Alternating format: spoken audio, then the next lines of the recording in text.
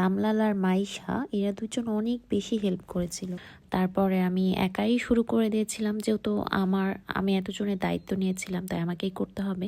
আর এইখানে ও আসছিল আমার সাথে দুপুরে একটু দেখা করতে, কারণ ও অনেকটা ব্যস্ত থাকবে, ও বাইরে পিকনিক করছিল, তাই ও আমাকে একটু সময় দিয়ে গেল। ওর এই জিনিসগুলো আমার খুব ভালো লাগে, ও যতই ব্যস্ত থাকুক না কেন আমার মতো কিছুটা সময় ও আমাকে দিয়ে তারপরেই বের হয়। তো আমরা একসাথে একটু ভিডিও করে নিয়েছিলাম, কারণ সারাদিনের মতো ও ব্যস্ত থাকবে, আমিও ব্যস্ত থাকবো, কেউ কারো খবর নিতে পারবো না।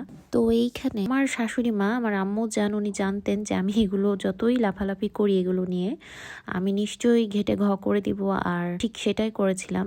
একে তো রান্না দেরিতে বসিয়েছিলাম, তারপরে চুলা ধরাতে জানি না, তো আম্মু এগুলো সবটাই জানতো। তো আম্মু নিচের থেকে চিল্লিয়ে বলছিল, কি খেয়ালমনি তুমি কি চুলা ধরিয়েছ?